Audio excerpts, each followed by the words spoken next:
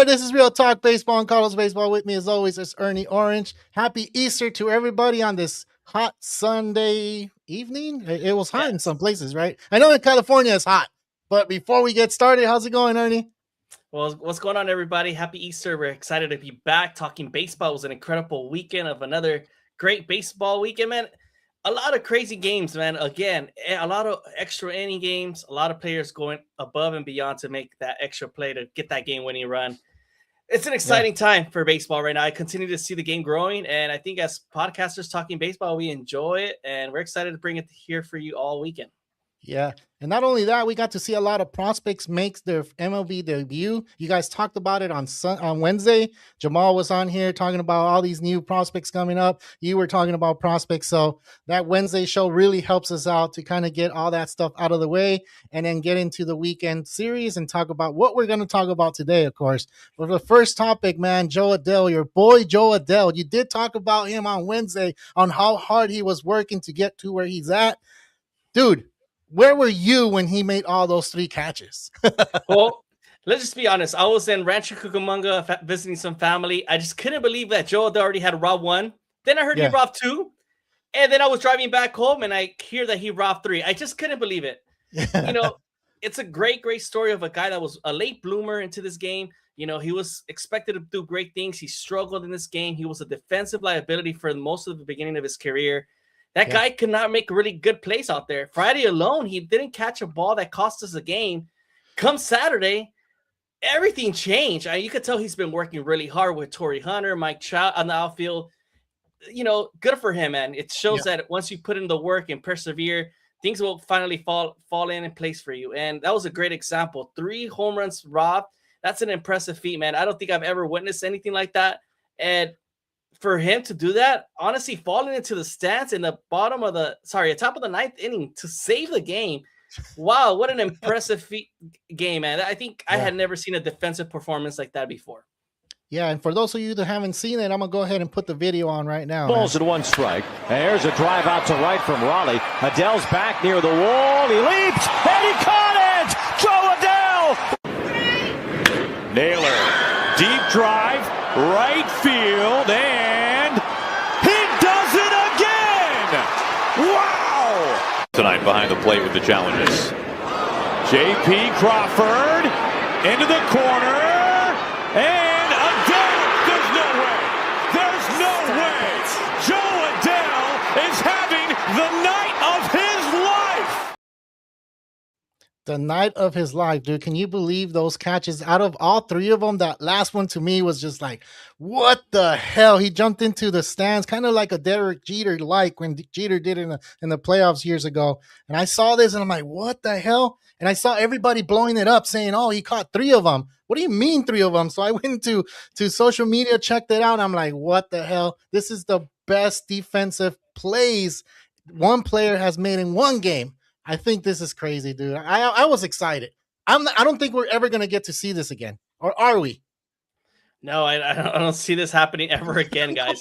It's an impressive event. I mean, just alone, the Joe Adell game, he continues to show that, you know, he's putting in the work and, you know, he has to develop into a great all-star one day. And just was a prime example of how great of a player he is. He's going to potentially be in the defensive, Gold Glove Award potential nominee because that performance alone could win it just by that performance. Man, what I want to bring out that picture though, where he's looking into the field from the stands. What an impressive picture, man. I just look at it and I'm like, that's tough. Yeah. It's super tough, dude. Whoever took it, it's going to be like that picture's blowing up. It just looked so tough out there. Him raising his glove and saying, I caught it in the stands with his own fans. That's crazy, dude. That's really crazy. If the Angels needed any positivity moving forward in the season, this is it. This is one of the plays and one of the players that can make that organization move forward and make the fans a little bit happy, you know, to be an Angel fan, because for years, the Angels have been kind of quiet. Yeah, of course, Mike Trout is there and everything, which we have a little bit of news on him right now. We'll get into it in a bit. But yeah, it's just one of those things where you get hyped. Even if you're a baseball fan that doesn't, root for the Angels, you're looking at these things and you're like, man, am I ever going to get to see this again? It's kind of like a 4-home run game. You see these guys hit 4 home runs, and then you don't see it until like 10, 20 years later. This has never happened. Stealing 3 home runs. Someone needs to call 911 on this guy, man. What the hell? he straight up robbed these Mariners, man. I bet they were pissed. Yeah. I mean, you could hear from the Seattle Mariners announcers. They were feeling it. They were not that they were upset. They just couldn't believe that what was going on. I'm like, are you serious? Every ball that's being hit to Joe Adell is just being caught, and it's being robbed. That's the worst part. Yeah. And today alone, the Mariners whiteboard, the note was saying, please do not hit it to Joseph Adell. Like, please hit it somewhere else. Yeah, because it's going to get caught. And I mean, it's beautiful to see this Angels team is working their asses off this year with Kirsten Suzuki under the manager. He's putting these guys to play really well. And right now we're sitting at 5-5 record. Obviously, it's a 500 team. We're performing and we're competing. And that's an Angel fan right now. That's all you could ask for, because we understand that we don't have the all-stars like that. Mike Trout's, past his prime, but we continue to push ourselves and continue to play well. So I'm happy for Joe Adell, a late bloomer that was thought of as a washed up player that probably was a bust, but no, he's performing at a high level right now. And just want to throw this question to you, Carlos. What would you prefer? Would you rather hit 3 home runs in a game or rob 3 home runs in a game? Dude, it's kind of like that question is kind of like, would you rather be a goalie or would you rather shoot the penalty, right? Oh, that's a good one. Yeah. That's a good one. So you're putting me in a tough spot, but to be honest, I think I would be, when I was a kid, it was always Game 7, robbing a home run like that. I don't know. I just feel like that was one of those impressive moves or impressive, plays that you don't ever get to perform in the major leagues. And if it does happen and you do it, then you're one of those lucky ones. Because batting, of course, if you get lucky and you can hit it out and hit the pole, whatever, but catching a home run is super hard to do, man. And I think stealing a home run in Game 7 with 2 outs, bases loaded, and you need to make that play and you do it, I think I'll be like, man, I did that? That's crazy, dude. I think it's just crazy. What would you prefer? You know what? Usually I was a kid, I would have probably said the home runs, but after watching arguably the best defensive game last night, I mean, like, that's never seen before. So nope. I would go with the robbing to 3 home runs for sure. Yeah. 2 alone is already great. One. Just one. I mean, yeah. This is amazing. I'm so proud of the guy. He's been putting in the work. And for these Angels, man, we're not known for doing great things as of late. And watching a Joe Adell game like that, it's perfect, man. This is the best weekend for the Angels for sure. Yeah. Well, not all news is great for the Angels right now. I mean, it's great because his, results came back negative. If you guys didn't know, Mike Trout got hit in the hand today and he had to exit the game. But his test came back negative, which is not broken. It's just going to be bruised for a bit. He'll probably miss a game or 2. He'll be back out there. But the Mariners look like they were going after Mike Trout since Friday. I mean, give us a little insight on that. What's going on with the Mariners and Angels? Do they have that little rivalry going? Yeah, I mean, if you guys can recall, a couple of years back, there was a big fight in Angel Stadium on a Sunday afternoon game. There's always been bad blood between the Mariners and Angels. It feels like they never really liked each other. But the Mariners' game plan on Mike Trout is that they like to pitch him inside with high fastballs inside. Mike Trout today, starting on Friday with Brian Wu going back-to-back fastballs inside, almost hitting Mike Trout. He did actually hit Mike Trout. And you can tell Mike Trout was the first incident I've ever seen him before being upset at a pitcher. He's usually really respectful. But this time around, he looked at Brian Wu like, what the heck was that about? And then Sunday comes around and he gets hit in the hands, which is, if we all know, we don't want this to happen to Mike Trout. He's been dealing with so many injuries in the past. We want to see him at a healthy Mike Trout this year. We've seen what he could do when he's healthy. So please, Mariners, don't pitch him inside. But it was one of those incidents where, the bullpen guy comes in, throws him a high fastball, hits him on the hand pad. And it was a nasty sound. If you watched it live, you were kind of concerned that this was potentially a serious injury. Yeah. Now, it was luckily, Mike Trout had a pad in his hand that he uses to protect themselves. It hit there. It still looked very painful. And Mike Trout was visibly upset today. He came out saying after the game that they're just pitching me inside. If they can't control it, stop throwing it in there. I feel for Mike Trout. It's a guy that's been dealing with nagging injuries nonstop year in and year out. He wants to stay healthy, and it's like, come on, man, help me out here. Yeah, yeah. Well, they did take the series 2 out of 3. I mean, they beat the Mariners, and that's a good sign for the Angels moving forward, right? And hopefully, Mike Trout doesn't miss more games, and we'll get to see that. But there's other teams that we need to go ahead and talk about. We already talked Angels. Let's move on to this next one. I'll put the video on. Snap throw to first, and it hits Machado. So the runners will advance.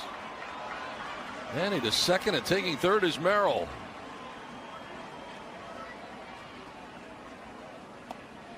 Take a look right here. Snap throw. Oh, you know what Contreras is saying? That Manny did that on purpose, and it. So that play right there with Manny Machado getting hit with the throw. I mean, I don't know. A lot of people on social media are saying that he did it on purpose. He couldn't have done it on purpose. He doesn't know where to, or, whatever. What are your thoughts on this, man?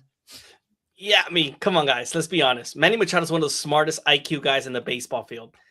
That was very intentional. He knew what he was doing. He put his foot cleat into the ball. He kicked it out so he could advance the runners. He tried to act like, I didn't see it coming. It was accidental. I mean, Manny Machado's those guys that's been around the game for such a long time. He's not going to be fooled by this one. He's trying to do anything in his power to get this victory against the Red Sox. He's trying to get that series. Yeah. And they went ahead and won. I mean, it was a tough battle this week alone with the Red Sox. Today's game was back and forth. Manny Machado hit his first home run to give him the go-ahead lead. Then the Red Sox come back and take the lead. And then the Padres finish it out. But it's one of those, man. These games come to small little details like that. And I think Manny Machado advancing the runners was like the thing he had to do. Yes, it's controversial. And the Red Sox are upset about it. But what can he do, man? It's Manny Machado. He's going to do everything in his power to win. Yeah.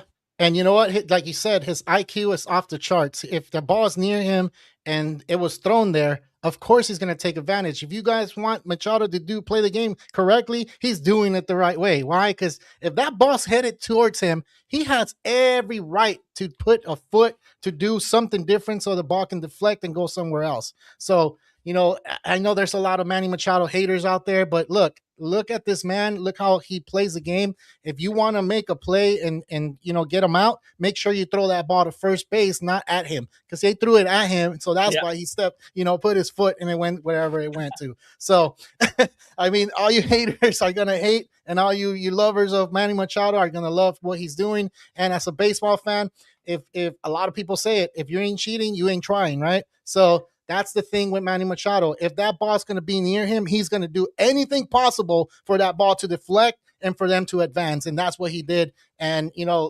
if you're an old baseball head and you're not liking it, I mean, that's on you, right? I know a lot of youngsters out there saying, hey, if the ball's thrown at me, I can go ahead and do whatever I want. And it's true. You can. So, I mean, make the play. Don't throw it at him. Make the play, throw it out, and he'll get out. I mean, simple as that.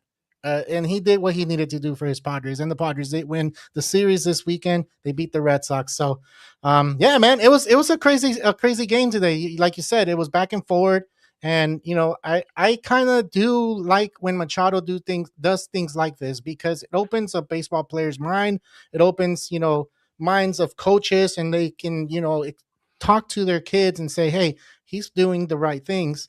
And there's those that say that he's not. Are you one of those that say, yes, he's doing the right thing? Or you're one of those that's saying, I don't know about that. I know a lot of people don't like Machado, but yeah, he tends to always want to do the right thing. And he's always the right mindset. And at the end, so whole focus is about winning. As we can know, he does not want to be losing to the Dodgers. So that's when every time he faces the Dodgers, we see him doing some little sneaky moves like this. And this is a perfect example of what he does at a weekly basis. But Manny Machado's what's great for the game in baseball. I mean, his high level of IQ, when he plays defensively, offensively, running the bases, he's going to do his thing. So, good for Manny Machado. He's also getting his first home run today. Maybe he was on his feels, like finally getting into base and, feeling himself again, Because, man, it was a rough stretch, 10 games into the season, and you're finally getting your first one.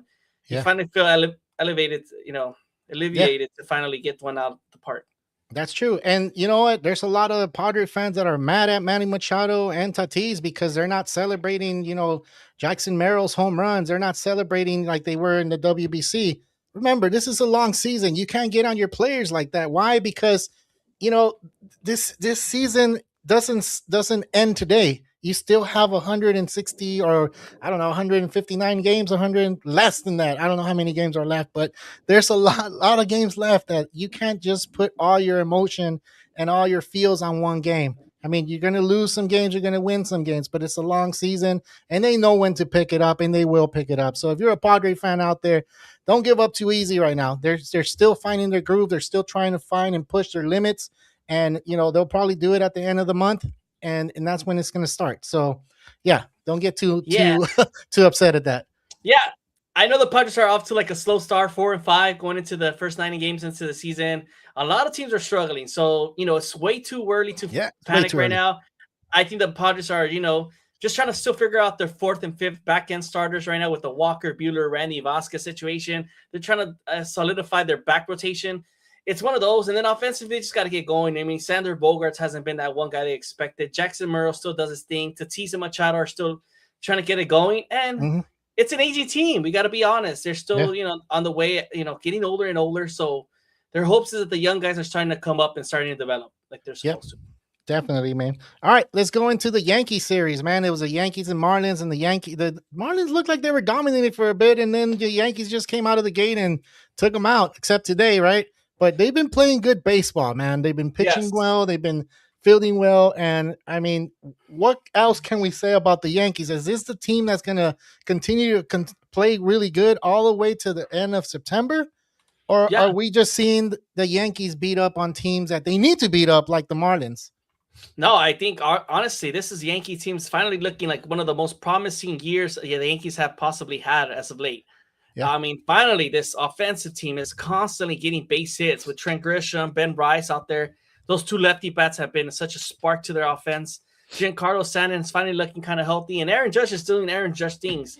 And him in the middle of the lineup, and then Cody Bellinger being a big spark was a huge free agent signing to him to return to New York, and it's paid dividends for them. So this Yankee team is finally looking like they don't need Judge as much as they used to.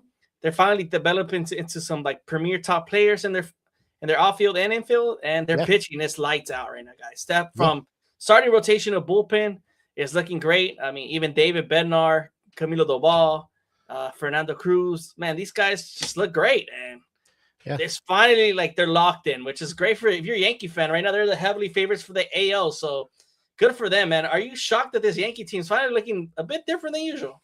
They are looking different, and you know what's making it different? Stanton stealing second base. Can you believe he stole the base? Wow. That's impressive. Right? So when you have a guy that doesn't run well and he's kind of limited on how he runs and their coaching staff is always, cautious with him, you see him steal base, that's how the Yankees are doing right. Why? Because if Stanton's on first base, everybody knows he's not going to steal.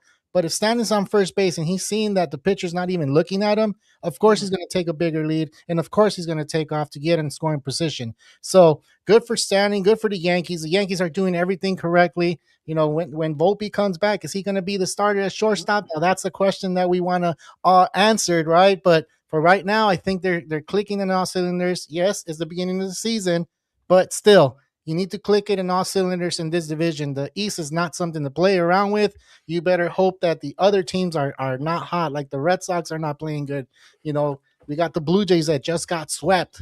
So, yeah, what happened? What happened there? So, I mean, they are going to play the Dodgers next, so maybe they were focusing on that series instead of worrying about this series, right? So that's some crazy stuff, man. Yeah, I mean, I just feel like this Yankee team has a different spark this year. I feel like Aaron Boone has also been using the ABS challenge for his benefit. He's been one of the best teams using this challenge ever since they came into the league. He's been very beneficial with it. He's been really smart with it. It looks like he put in the work in the summer studying how it would impact the game. And the Yankees have been the most beneficial team used for this challenge. Now, on the AL East, there was other teams that we were expecting way bigger things so far. One of those were the Red Sox. They were young. They were looking like very promising with Duran and Roman Anthony. But as of yet, I feel like they're off to a slow start too. And then the pitching has just not been who they expected. Ranger Suarez was expected to be one of those lefty arms that was going to come in there and dominate. Brian Bale's fastball's finally like getting crushed out there. They got a young kid like Connolly Early that looks promising, but still needs some work to do before he becomes that ace they expect from him. Yep. It's tough, man, because the Red Sox are a deep team and they're just not hitting right now, which is kind of shocking to me. It's still early. They still come and make a comeback, but 2-7 is not something the Yankees were expecting. Now the Blue Jays, who just got swept this weekend, they're 4-5. Also another team that we're expecting to be off to a better start. This weekend alone, they lost Alejandro Kirk to an injury. He got hit by a bat. He looked like his thumb injury, may be out for a significant time. Now Trey Savage also missing some time. And as we know, it's just a team that just was recently in the World Series, but you tend to see these teams that finally lose in the World Series finally be banged up in the following year. Looks like it's a wear and tear into their bodies, and it takes some time to recover, man. And I feel like the Blue Jays are finally getting with that injury bug right now. It's just not good. I heard that Barger was out too, I think. I think he got injured today, right? That is true. I was missing Barger. He was running out to first base. Looked like he stepped into first base and kind of like tweaked his hamstring or leg. Something went off right there. Yeah. And he's day-to-day right now, but we'll probably get more results tomorrow with an MRI and see what happens with him. Yeah, so that's the crazy thing. And getting swept is not something like you want to do or once happened. You know, the other team that we want to talk about that's in the East that got swept as well is the Orioles. And we talked about how the Orioles batting was going to get better with Pete Alonso there. And it seems like they're not clicking all the way like we hoped. So it's crazy to me that the Orioles have all that talent there and nothing's happening. So it's early, like I said, but it's just crazy that they're falling behind a little bit, and you have the Yankees that are playing good baseball. So I don't think it's going to stay like that. I don't think it's going to be where the AL East is going to be run off by the Yankees, especially when they play each other, because when they play each other, that's when they knock each other out and they, stress each other out. And that's one of the divisions that I see that every team on that division is super competitive, and especially against each other. So we'll see what happens in the future with the East. Let's move on, man. We have another injury and this one's in the NL. It's one of the big bats, Mookie Betts. He got injured today or yesterday, his oblique, and he's going to be out for 15 days. So, that one I felt like it was kind of more, I'll give you the rest, and you have a little bit of pain, but, we'll go ahead and give you that rest because we have, players that can come up and replace you for now. And if that injury gets worse, we won't have you for October. And that's one of the things I feel like Roberts probably did. Let's give you that rest. Let's put you on the IL. Let's give you the 4 to 6 weeks. And they're hoping it's not 4 to 6 weeks, but for oblique is usually 4 to 6 weeks. And I think the Dodgers are still in a good position. They called up Hot-Sung Kim. He'll be playing short. You still have Rojas that can play short. And, it's one of those things where the Dodgers don't have that stress that he can go on the IL and be like, oh man, we're going to be down. I mean, it still feels like they can go ahead and win their games. So that's one of the big ones. And then you have the other one, man. You want to take this one, Juan Soto? Yeah, Juan Soto over the weekend running from first to third. It looks like he pulled a tight. He looked like a hamstring at the first moment. It did. And then they came out saying it was a minor calf injury. And I'm like, that did not look minor to me. No. And he's currently day-to-day. They're calling it a minor calf injury. I honestly, it's one of those sneaky injuries that you got to treat it. If I was him, I would just sit out 15 days from now and wait it out before I even try to test to run it again, because those calf injuries can lead to even more severe injuries down the road. Yeah. And I've seen time and time again players come back and try to put that pressure in their body and then just lead to a serious injury. If you're Juan Soto and you're the Mets, there's no rush into this. You can take as much time as you need to feel 100%. And the Mets have enough depth as well, a team that has signed a lot of veteran players to take over just in case they do have a major injury like that. And I mean, obviously you want Juan Soto, your best player out there, but you do not want to lose him in April, especially when you still have like 6 months of baseball left. So and we're hoping for the best of these guys, because I know these are severe injuries that could cost them not the season, but it could slow them down, and it could impact their whole full season now. You may not even see them for a significant time, but it definitely is one of those. We want to see the best players out there, but we also want to see them healthy when it comes October. And both teams are just as equally as good to be in October in the playoff run. That's crazy. You know, when I heard it was a calf, I'm like, damn, you sure it's a calf? He kind of looked like he was grabbing a little of his hamstring right there. And Right. then when I heard the calf, I'm like, okay, it kind of directed my mind to football because usually you hear these injuries in football. Oh, they're calf. And then you're like, Mm. okay, well, then is that going to affect his Achilles? And then if it's Achilles, how long he's going to be out for? Wow, You that's a know, serious you injury. yeah, you're a 49er fan, Christian McCaffrey, right? He had that Achilles and he was out basically the whole year. So you're talking about in baseball, you're running a lot too. And if Juan Soto has that injury, wouldn't it be better to take care of it now? That way he doesn't lose, a whole year. Maybe he can come back by playoffs or, maybe start of next year. You don't lose them at the time when you really need them. So, Yeah, definitely. right? You bring up a good point, man, because every time I hear this calf injury, the next following injury after a player is Achilles. We're Yeah. not hoping that on Juan Soto. We're wishing him the Of best course not. speedy recovery. We want him to stay healthy because he's one of the greatest players out there. He may just gain a little bit of weight by not running out there. Juan Soto already, there's some pictures in the offseason. He looks kind of a big dude. So, man, Juan Soto, you just got to work on that diet, man. I'm just hoping that, you're not going to be running. And Yeah. talking about it, I mean, Carlos, everybody's talking about your nice shirt. Oh, Your nice. Dodgers Hawaiian shirt, man. That's the second compliment today. Carlos, let the people know, man. It's Easter. It's Hawaiian theme. Dodgers. How's it feeling with the sweep again this weekend? Dude, I'm not going to lie. It feels good, man. That's why I'm wearing the shirt. And it's Easter Sunday. So I'm like, all right, I'll go ahead and feel a little, I'll feel a little daddish. Why not? I'll go ahead and wear the Hawaiian shirt and be that OG or whatever you want to call me, the unk. I don't know. I'll wear my shirt. But yeah, no, this shirt is really fresh, man. I feel fresh right now. I don't feel as hot. That's why I'm not wearing a hat. I did the do today, I guess. I combed. Okay. I did all that stuff. But yeah, all for Easter, Easter Sunday. The kids, of course, enjoyed today. They were with their families. And of course, when you have Easter Sunday, you want to spend it with your families and be there and eat and, conversate and talk. And that's what we're doing here too, because we want to consider this our family too, our baseball family, and talk about baseball and get distracted of other stuff that's going on, of course. So yeah, man, that's what it is. That's why I was wearing this shirt today. But thank you guys for the compliments. I like it. Yeah, man. If this is your first time tuning into our show, make sure to hit that like and subscribe. We really appreciate growing up this baseball community with you guys. We continue to come on Wednesday nights and Sunday nights here, going live on YouTube, making sure you guys tune in and we're giving you the hottest baseball topics like today. A lot of injuries already. It's only the 1 week into the season. We got names like Mookie Betts going down. We got Hunter Brown from the Astros also dealing with an injury, which is a big loss to that Astros team. I mean, you name it. Alejandro Kirk, Juan Soto. The IL's getting busy already, and it's not even a week into the season. So. Yeah, and that Hunter Brown, I do have it on here. He has a strain on his shoulder, so it's not looking like it's going to be something that he's going to surpass that 15-day IL. But they are going to be cautious with him. Then they're going to slowly ramp him back up. And for you that don't know, or maybe you do, like usually when you have shoulder pain and you have a strain and stuff like that happen, it's not a good thing. That and the elbow, that to me, like it's one of the things that I look at and like the elbow sore. Okay, that's fine. But when you start looking at the forearm and the pitcher say that my forearm hurts, yeah, you start thinking Tommy John, right?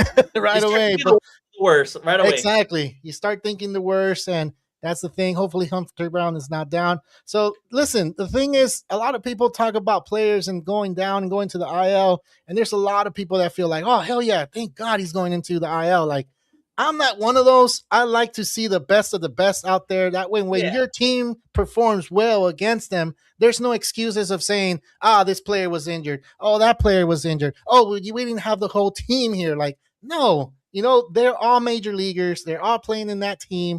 And, just that one player is not going to make it. Well, it could make the difference, but, it's still, they're all major leaguers. So we want to see the best of the best. And we do have the best league in the world, I believe.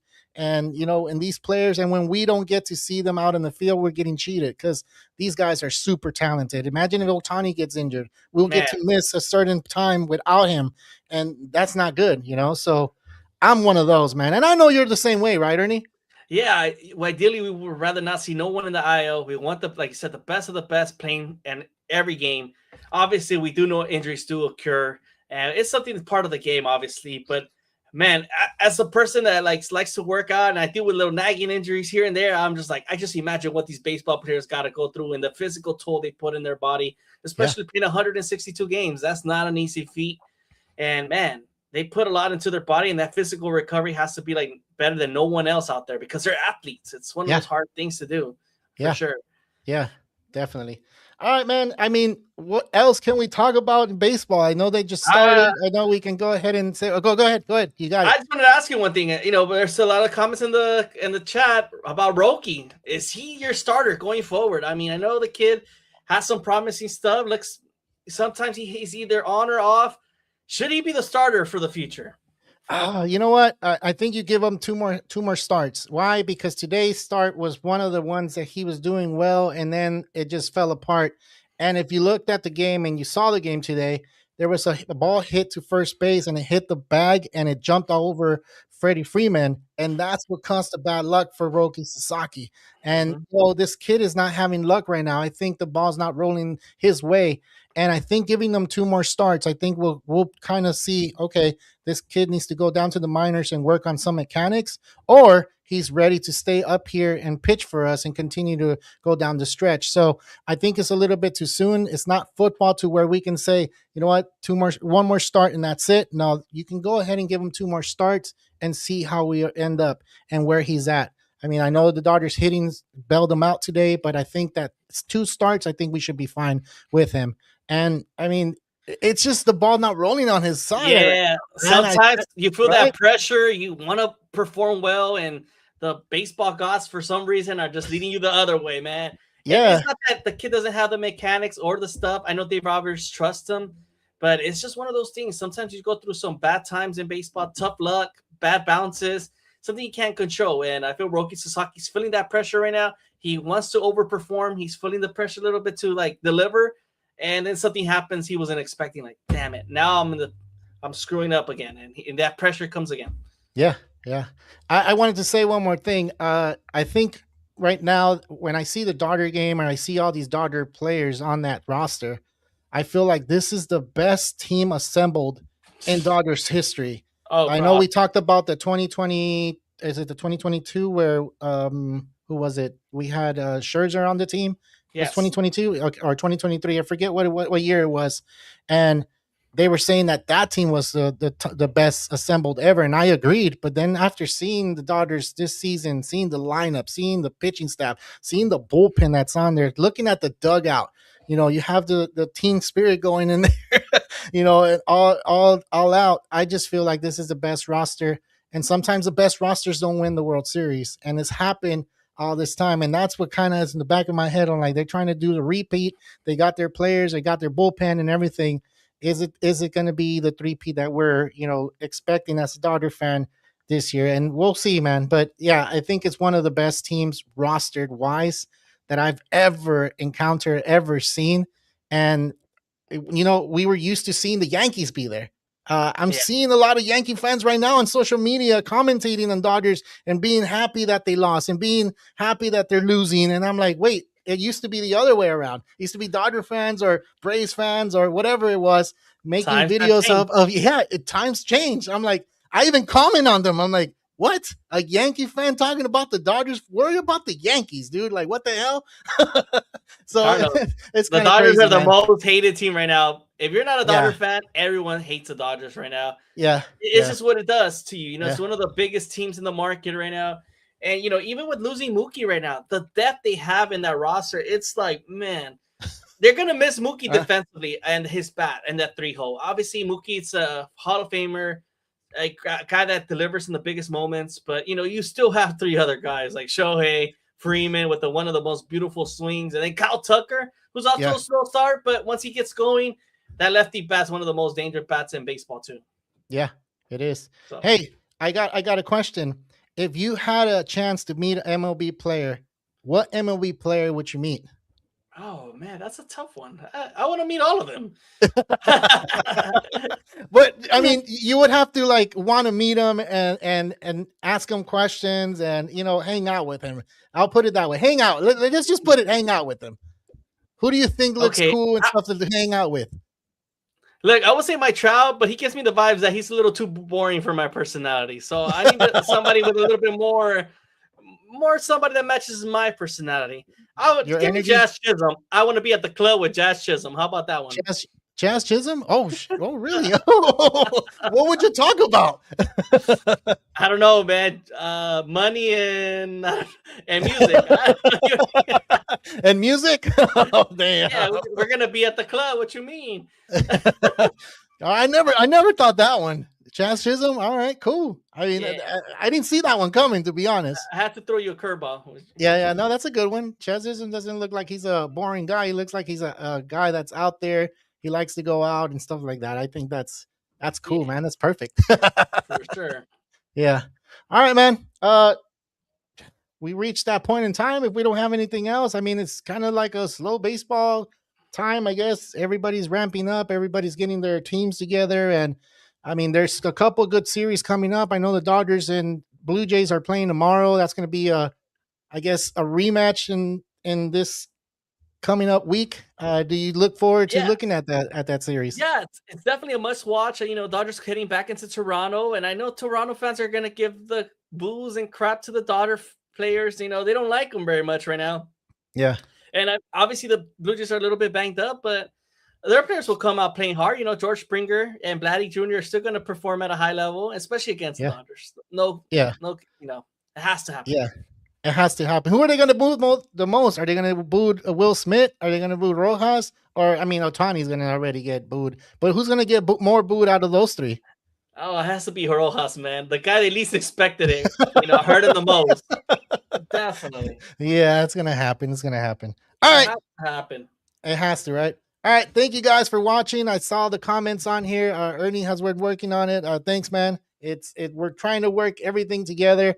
And of course, we're only gonna get better from here on out, and we're gonna try our best to, you know, get on every Wednesday, every Sunday, which we have. And Jamal, if you guys haven't seen the show with Jamal has been helping us out on Wednesdays, and he's gonna soon take over and take it the Wednesday shows. And we're trying to see if he can talk more prospects, because lately there's been a lot of prospects out there, and he's been hitting them, and he's been making these shorts. If you guys haven't seen our social media, he's on there.